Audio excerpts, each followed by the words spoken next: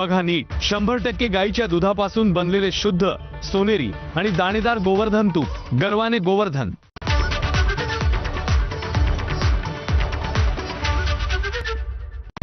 Headlines brought to you by Chitale बंधू।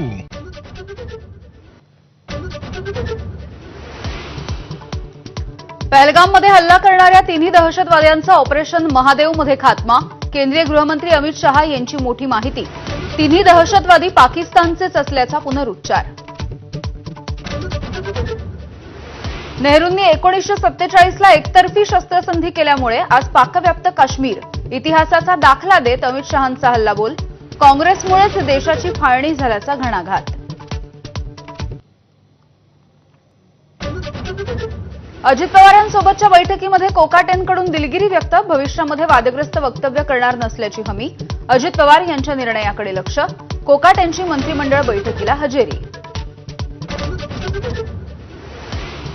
लाडकी बहीण योजनेमध्ये 4800 कोटींचा घोटाळा। खासदार सुप्रिया सुळे यांचा आरोप। एसआयटीच्या मार्फत चौकशी करण्याची मागणी। एकट्या आदिती तटकरे नाही तर संपूर्ण सरकार जबाबदार असल्याचीही टीका। राज्यपालांच्या भेटीनंतर ठाकरेंच्या शिवसेनेचे नेते आता राष्ट्रपतींना भेटणार। पुढील आठवड्यामध्ये भेटीचा अंदाज। मंत्री आणि सत्ताधारी पक्षाच्या आमदारांची तक्रार करणार। 5-6 जणांची रेव्ह पार्टी असते का? जावई प्रांजल खेवलकर यांच्या अटकेनंतर एकनाथ खडसे यांचा सवाल। कुटुंबाच्या बदनामीचा प्रयत्न असल्याची ही टीका।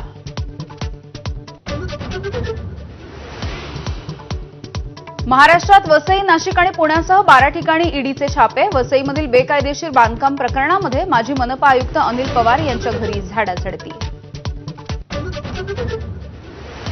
मुसळधार पावसामुळे पुण्यामधल्या खडकवासला धरणामधून मुठा नदीपात्रामध्ये विसर्ग।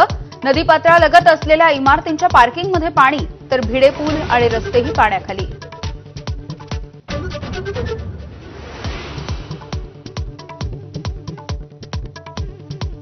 उजनी आणि वीर धरणामधून विसर्ग वाढल्यामुळे सोलापूरमधील चंद्रभागा नदीची पाण्याची पातळी वाढली। घाट पाण्याखाली। वाळवंटामधील मंदिरं सुद्धा पाण्यात।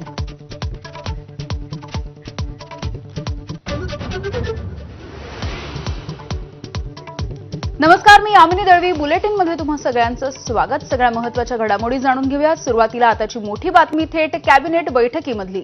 राज्यामध्ये मुख्यमंत्री समृद्ध पंचायत राज अभियान हे राबवलं जाणार आहे आणि राज्य मंत्रिमंडळाच्या बैठकीमध्ये हे अभियान राबवण्यासाठी आता मंजुरी देण्यात आली आहे। ग्रामपंचायत, पंचायत समित्या आणि जिल्हा परिषदेला आता प्रोत्साहन दिलं जाईल।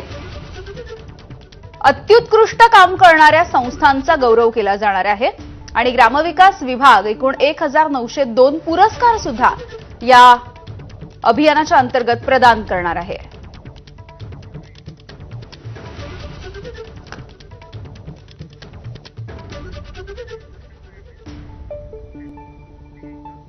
आणि यानंतर दिवसभरातल्या सगळ्या महत्त्वाच्या बातम्यांचा वेगवान आढावा 100 हेडलाईन्समधून। अजित पवारांच्या सोबतच्या बैठकीमध्ये कोकाटेंकडून दिलगिरी व्यक्त केल्याची माहिती। भविष्यामध्ये वादग्रस्त वक्तव्य करणार नसल्याची देखील हमी। अजित पवार यांच्या निर्णयाकडे लक्ष। लाडकी बहीण योजनेचा तब्बल 9000 निवृत्त शासकीय कर्मचारी आणि महिलांनी लाभ घेतला। यामधल्या 1232 कर्मचारी हे सेवानिवृत्त आहेत। हजारोंच्या पेन्शन सोबत लाडकी बहिणीचे 1,500 सुद्धा उचलत होत्या निवृत्त शासकीय महिला कर्मचारी। निवृत्त झालेल्या 1232 महिलांनी 10 हप्ते घेतले आहेत। आतापर्यंत 12 कोटी रुपयांचे हप्ते अपात्र महिलांनी घेतले आहेत। इंदिरा गांधी पेन्शन योजनेच्या 13,000 लाभार्थ्यांनी सुद्धा घेतलाय लाडकी बहिणी योजनेचा लाभ। एकूण 13,461 महिलांकडून 2-2 योजनांचा लाभ। दुहेरी लाभ घेतल्यामुळे 20 कोटी रुपयांचा भार पडलाय। लाडकी बहीण योजनेमधल्या गैरप्रकारावरून सुप्रिया सुळे यांचा सरकारला सवाल। महिलांचे पैसे पुरुषांच्या खात्यामध्ये कसे गेले? सुळेंचा सवाल आणि या प्रकरणी एसआयटीच्या मार्फत चौकशी करणार असल्याची सुप्रिया सुळेंची माहिती। लाडकी बहीण योजनेमध्ये 4800 कोटींचा घोटाळा हा पहिल्या टप्प्यातला। सुप्रिया सुळे यांची माहिती। नुसते आदिती तटकरे यांनी नाही तर सर्वांनीच घोटाळ्याची जबाबदारी घ्यावी, सुळेंचं वक्तव्य। नुसत्या लाभार्थ्यांचा नव्हे तर सॉफ्टवेअरपासूनही घोटाळा, सुप्रिया सुळे यांचा आरोप आहे। राज्याने श्वेतपत्रिका काढली पाहिजे। राज्य सरकार गप्प राहिलं तर लोकसभेमध्ये मुद्दा उचलणार, सुप्रिया सुळे यांचं वक्तव्य। जय जवान गोविंदा पथक नाराज. प्रताप सरनाईक यांच्या प्रो गोविंदा स्पर्धेमध्ये सहभागी करून न घेतल्यामुळे त्यांनी नाराजी व्यक्त केली आहे. आयोजकांनी राजकारण करून आम्हाला बाहेर काढल्याचाही आरोप आहे. तर उशिरा रजिस्ट्रेशन केल्यामुळे जय जवान गोविंदा पथकाला संधी दिली नाही. प्रो गोविंदा स्पर्धेच्या आयोगाचं स्पष्टीकरण आहे. गोविंदा या खेळामध्ये राजकारण न करण्याचं सुद्धा त्यांनी आवाहन केलंय. पोलीस पाळत ठेवत असल्याचा एकनाथ खडसे यांचा आरोप आहे. पत्रकार परिषदेसाठी साध्या वेशामध्ये पोलीस आले होते. खडसेंनी माध्यमांना दिला साध्या वेशामधल्या पोलिसांचा व्हिडिओ. पुणे पोलिसांच्या विरोधामध्ये बदनामीचा खटला दाखल करणार एकनाथ खडसे यांची माहिती. पुणे पोलिसांनी पार्टीच्या प्रकरणामध्ये बदनामी केल्याचा खडसेंचा आरोप आहे. ससून रुग्णालयाचा अहवाल बदलला जाण्याची एकनाथ खडसे यांनी भीती व्यक्त केली. आपल्याला पोलीस यंत्रणेवरती संशय असल्याचं सुद्धा खडसे यांचं वक्तव्य. पहलगाममध्ये हल्ला करणाऱ्या तिन्ही दहशतवाद्यांना कंठस्नान. केंद्रीय गृहमंत्री अमित शहा यांची लोकसभेत माहिती. सुलेमान, जिब्रान, अफगाण हे तिन्ही दहशतवादी लष्कर ए तोयबाचे होते. शहा यांची लोकसभेत माहिती. हल्लेखोर दहशतवाद्यांना आम्ही भारताबाहेर जाऊ दिले नाही अशी सुद्धा माहिती त्यांनी दिली आहे. भारताच्या हल्ल्यामध्ये जैश ए मोहम्मदचे प्रमुख दहशतवादी मारले. अमित शहा यांनी लोकसभेमध्ये वाचून दाखवली मारल्या गेलेल्या दहशतवाद्यांची यादी. तर आम्हाला खऱ्या अर्थानं न्याय मिळालाय. पहलगाम दहशतवादी हल्ल्यामध्ये शहीद झालेल्या संतोष जगदाळे यांच्या पत्नी प्रगती जगदाळे यांची दहशतवाद्यांना कंठस्नान घातल्याच्या नंतर प्रतिक्रिया. ऑपरेशन सिंदूर हा नुसता तमाशा होता. संसदेमध्ये बोलत असताना काँग्रेसच्या खासदार प्रणिती शिंदे यांचं वादग्रस्त वक्तव्य. सध्या देशामध्ये प्रश्न विचारण्यावरच निर्बंध असल्याचाही हल्लाबोल. प्रणिती शिंदे यांच्या बुद्धीची कीव करावीशी वाटते. खासदार नरेश म्हस्के यांची प्रतिक्रिया. तर प्रणिती शिंदे यांच्या वक्तव्यानं भारतीय सैन्याचा अपमान असल्याचं सुद्धा म्हस्के यांचं वक्तव्य. राज्यामध्ये मुख्यमंत्री समृद्ध पंचायत राज अभियान राबवलं जाईल. राज्य मंत्रिमंडळाच्या बैठकीमध्ये मंजुरी. ग्रामपंचायत, पंचायत समिती आणि जिल्हा परिषदेला प्रोत्साहन दिलं जाईल. ग्रामविकास विभाग एकूण 1902 पुरस्कार देणार. राज्य मंत्रिमंडळाच्या बैठकीमध्ये महिला बुद्धिबळ विश्वचषक विजेत्या ग्रँडमास्टर दिव्या देशमुखचं अभिनंदन. मुख्यमंत्री, उपमुख्यमंत्र्यांसह मंत्रिमंडळामधल्या सदस्यांकडून अभिनंदनाचा ठराव मंजूर. मुंबई महानगरपालिका निवडणुकीसाठी मनसेमधल्या फेरबदलांचं सत्र सुरूच आहे. मनसे शाखाध्यक्ष सुद्धा आता बदलले जातील. आजपासून मनसेची केंद्रीय समिती शाखाध्यक्षांच्या कामकाजांचा आढावा घेणार आहे. शेतकरी कामगार पक्षाचा 2 ऑगस्टला पनवेलमध्ये 78वा वर्धापन दिन. या मेळाव्यासाठी मनसेचे अध्यक्ष राज ठाकरे उपस्थित राहणार. नागपूरच्या एका बारमध्ये शासकीय फाईल्स घेऊन बसलेला एक व्हिडिओ व्हायरल झाला. यानंतर पोलिसांनी सीसीटीव्ही ताब्यात घेतलाय. वरिष्ठ पातळीवरती याची चौकशी सुरू असल्याची एबीपी माझा सूत्रांची माहिती. वसई विरार शहराचे माजी आयुक्त अनिल कुमार पवार यांच्या घरावरती ईडीची छापेमारी. डम्पिंग ग्राउंडवरती उभारण्यात आलेल्या 41 अनधिकृत इमारतींच्या प्रकरणी 12 ठिकाणी छापे. सूत्रांची माहिती. वसई विरार महानगरपालिकेचे माजी आयुक्त अनिल कुमार पवार यांची सुद्धा ईडीकडून चौकशी. शासकीय निवासस्थानी घेऊन येत त्यांची चौकशी करण्यात आली आहे. करुणा मुंडे यांनी धनंजय मुंडेंच्या विरोधामध्ये दाखल केलेल्या याचिकेवरती पुढील सुनावणी ही 16 ऑगस्टला होईल. धनंजय मुंडे यांनी विधानसभा निवडणूक शपथपत्रामध्ये खोटी माहिती दिल्याची करुणा मुंडे यांची तक्रार आहे. संजय राऊतांनी नितेश राणेंच्या विरोधामध्ये दाखल केलेल्या मानहानीच्या प्रकरणामध्ये 11 ऑगस्टला पुढची सुनावणी आहे. आजच्या सुनावणीच्या वेळी नितेश राणे यांनी कोर्टामध्ये हजेरी लावली होती. शेतकऱ्यांच्या कर्जमाफीसाठीचे पुढचं आंदोलन आता मुख्यमंत्र्यांच्या नागपुरामध्ये केलं जाईल. बच्चू कडू यांची घोषणा. दुष्काळ पडला तरच कर्जमाफी देऊ असं मुख्यमंत्री म्हणत असल्याचं कडूंचं वक्तव्य. आश्रमशाळांमधील समस्या आणि प्रशासनाच्या उदासीनतेच्या विरोधामध्ये नाशिकमध्ये आंदोलन करताना राष्ट्रवादीचे आमदार नितीन पवार यांची जीभ घसरली. 5 तास ठिय्या मांडूनही संबंधित अधिकाऱ्यांकडून उत्तर मिळत नसल्यामुळे नितीन पवार हे संतापले. महाराष्ट्र राज्य सहकारी संघ निवडणुकीमध्ये सहकार पॅनलचं वर्चस्व. सहकार पॅनलचे नेते आमदार प्रवीण दरेकर, संजय कुसाळकर, शिवाजीराव नलावडे यांच्या सहकार पॅनलचे 21 पैकी 19 उमेदवार हे विजयी झालेले आहेत. जपानचे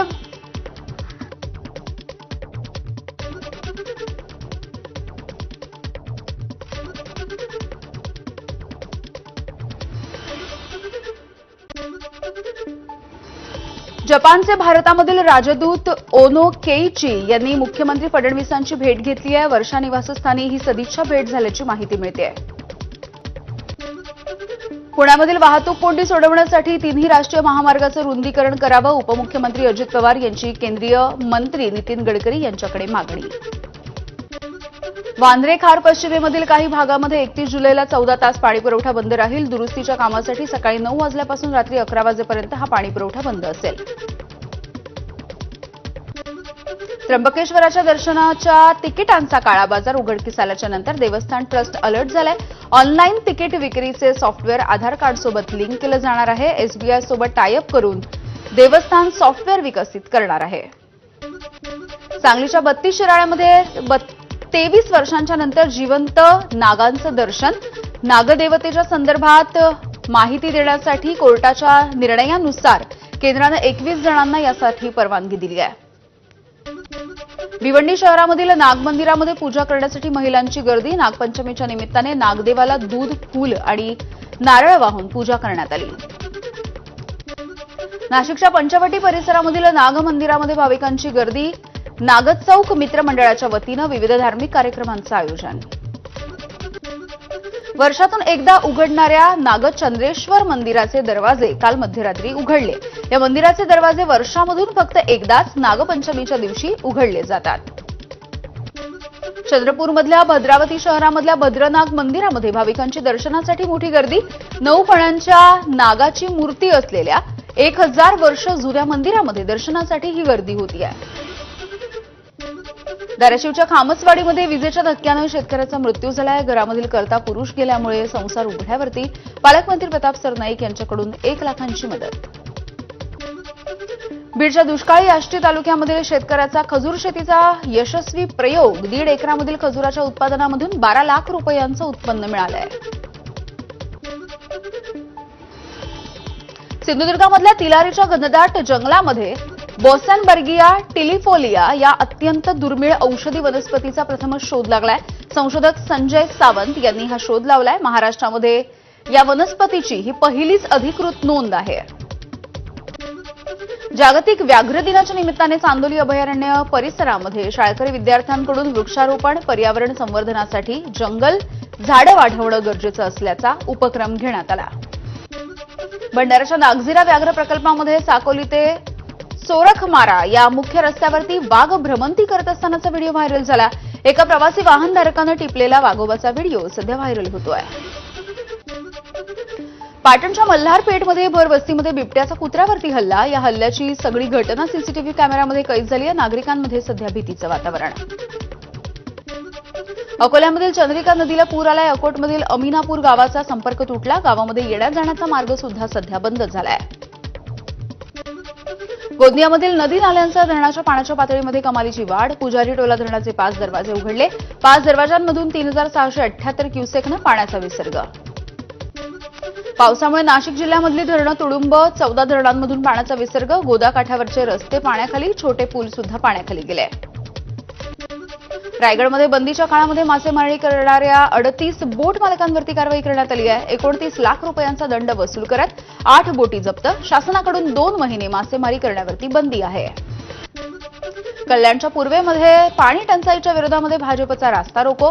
सत्ताधारी भाजपचेच कल्याण पुणे लिंक रोडवरती आंदोलन सुरू आहे.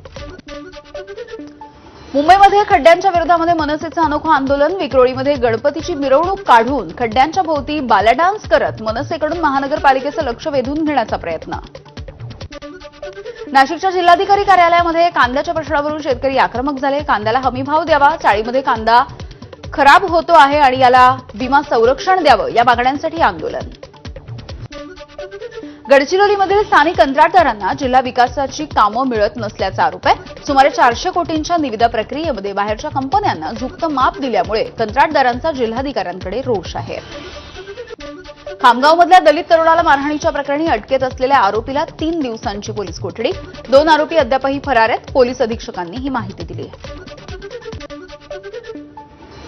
वाशिममध्ये घर बंद असल्याची संधी साधत चोरट्यांनी 16 लाख रुपयांचा ऐवज लंपास केलाय. तिरुपती सिटी भागामधली ही घटना आहे.